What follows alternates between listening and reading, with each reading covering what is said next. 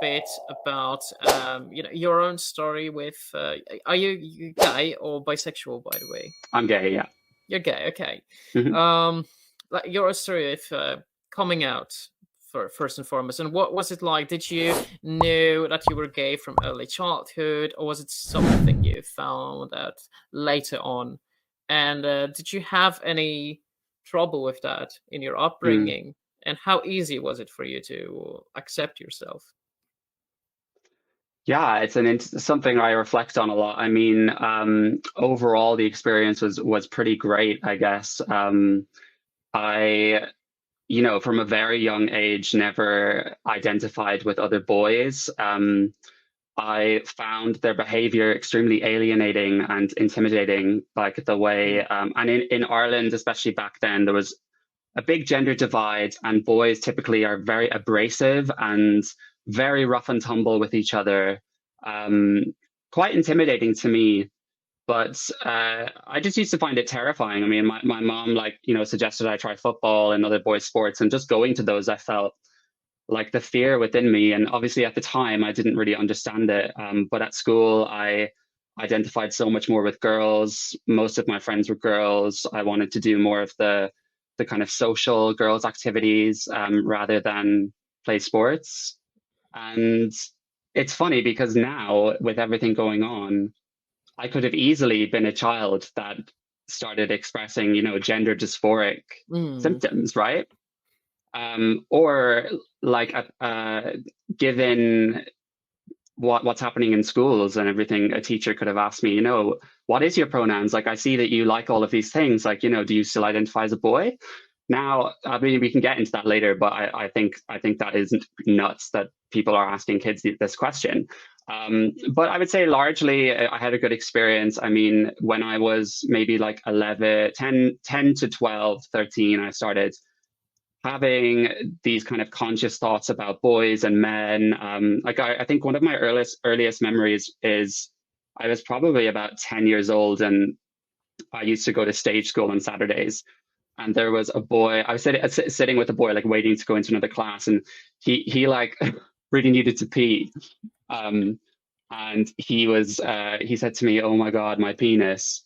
And immediately I was just like, please tell me more. Like, as in, I didn't say that, but I was absolutely Sorry. fascinated by the comment, and I Hmm. just wanted him to keep talking. So I was like, what do you mean? But it's hilarious. And I couldn't have put a finger on that, like what it meant, but Yeah, it yeah. just goes to show, like, I truly believe that homosexuality is biological and innate, like from books I've read as well, to do with like brain scans and all of those kind of things. And I also think it's very telling that gender is not a social construct as a whole, as I mean, in my opinion, because I had no Hmm. reason to be exhibiting gender non-conforming, effeminate traits. There was no boys around me doing that. So that was innately part of me. I identified more with girls. Um, and by the time I was 14, I remember I was on holiday with my family, and we just happened to go to some like gay capital in Spain called Sitges. And my uncle, we were on this beach where it was sort of like like nudity was kind of accepted, and there was a topless woman. My uncle said, "I better not catch you looking at her." And it was that moment in my head. I looked at her and I was like, "Yep, you are definitely gay."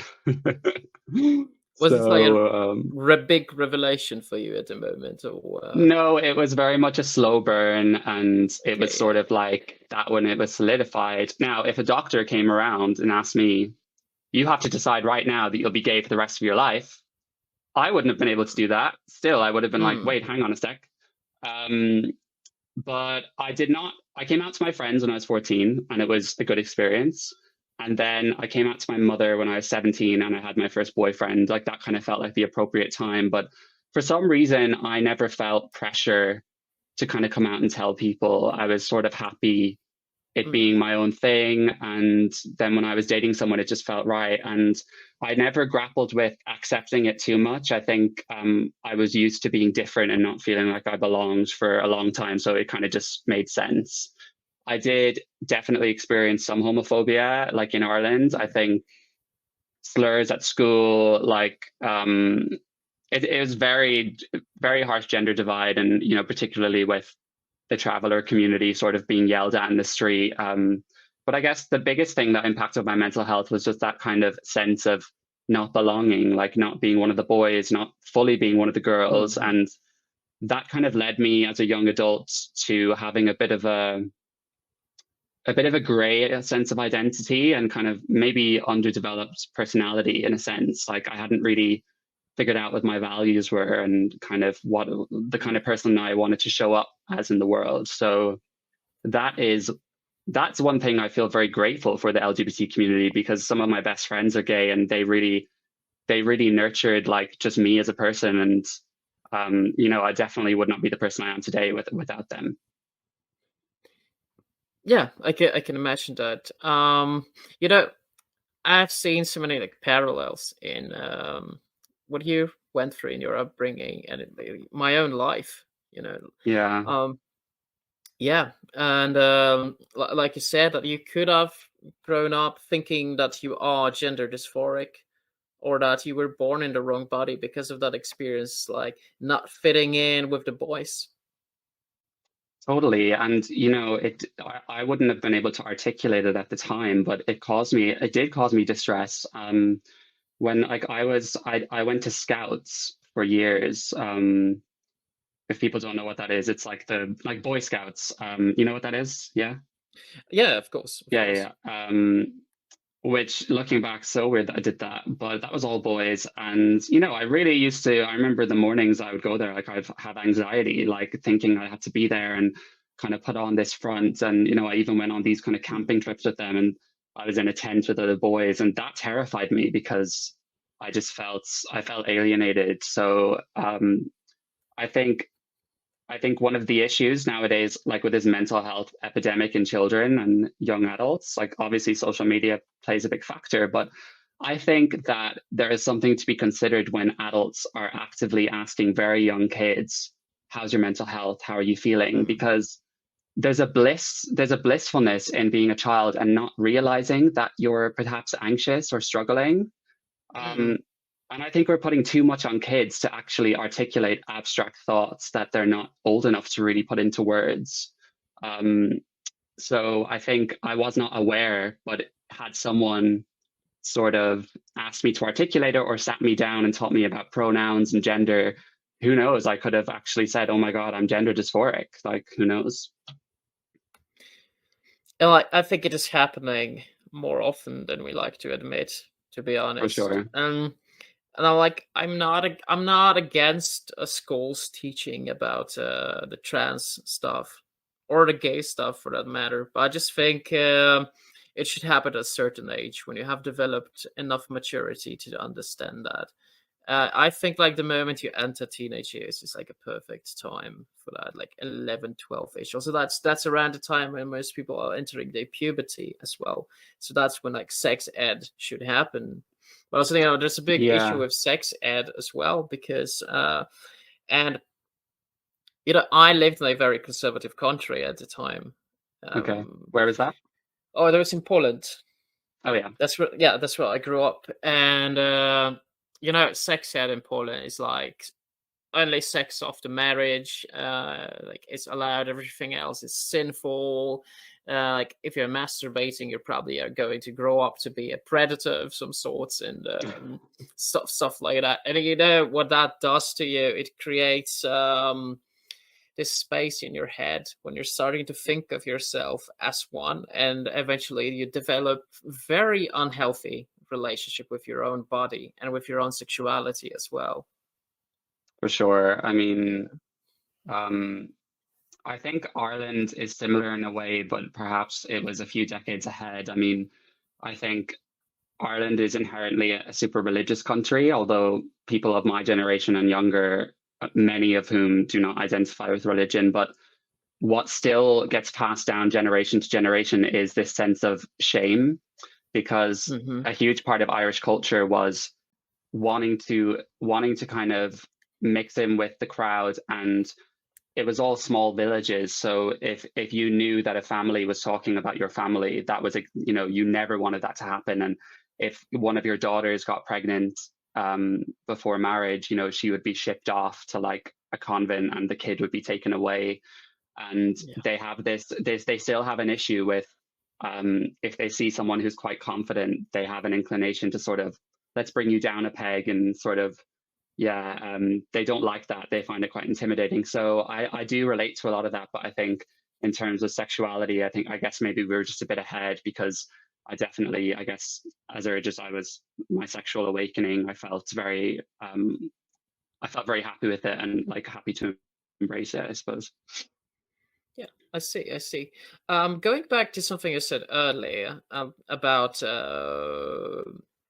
growing up with other boys not fitting in. Would you say that you were intimidated by boys, but also intrigued at the same time? Yes, absolutely. It Especially, was thinking of that comment you made about someone's penis. I think there must have been yeah, like a level of being intrigued, you know? yeah. Like there's so many things that stand out. Like I remember, when I was on one of those camping trips with Boy Scouts, we sort of walked through a shower area, and one of the leaders was showering, and you know, there was never anything like inappropriate that happened within that group, but Mhm. all the other boys just sort of walked through, and I was really hoping that we would sort of stop for some reason, so I kind of got to look a bit longer. Um, and those are things, again, like you're too young, you don't have the articulation, and you don't realize, like, you live in a blissful ignorance. So I didn't then How go away old were and you say, at that point? I would say maybe like 10 or 11. Oh, yeah, okay, okay. Yeah.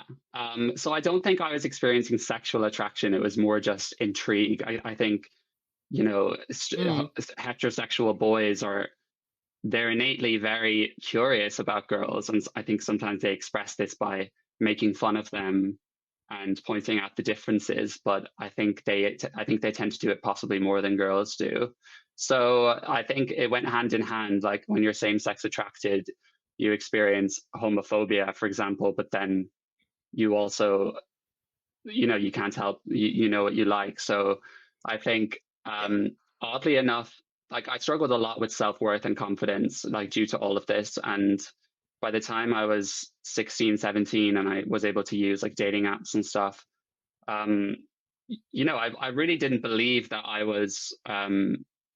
that anyone would be interested in me. Like I thought I would sort of have to, not like, you know, beggars can't be choosers sort of situation. So as soon as, you know, I had the opportunity to be with another boy, it was the most exciting thing in the world. And yeah, like my first Hmm. relationship was actually a lovely one. It lasted about a year, but I'm so grateful I had that. And you know, it wasn't until later in life that I realized, no, like you can be confident, you have a lot going for you, and someone would be lucky to be with you. So it's just interesting how when you have such a small pool of men to choose from, you sort of do have this feeling like, well, I have to take this opportunity, because my whole teenagehood, all of my friends have been like having their first kiss and everything, and I was Hmm. never Hmm. one of Hmm. the, like, no judgment whatsoever, everyone has their own journey, but I never like came out as bi, like first, for example, and I had never kissed a girl. Like the first person I kissed was a boy. um so yeah, I never had the interest, I guess. I just knew that it felt wrong. Yeah, yeah. So, I imagine if like you come to this realization, you accept that you're gay, you might feel like you want to jump on the first guy you come across who's also gay and That was it, yeah. who likes you back, right? Um, Yes, like it's more about that experience than actually being with the person, sort of. for sure. And I think, you know, men and women in general approach sex very differently. I think there are many a teenage boy that would probably stick it in anything, if you know what I mean, like for the first time. Oh And yeah, oh yeah. yeah, like that's true. I mean, yeah, there are lots of odd pairings in my school, but where you think, oh, that's kind of odd that they had sex, but you know, you can kind of see. So yeah, it was very much that. But luckily, the first guy I met, the first boy I had sex with, was my first boyfriend, and he was absolutely lovely. Hey everyone, thank you so much for watching. To see the full conversation, please go to Alexander's YouTube page. Link is in the description below, and I will see you in the next video.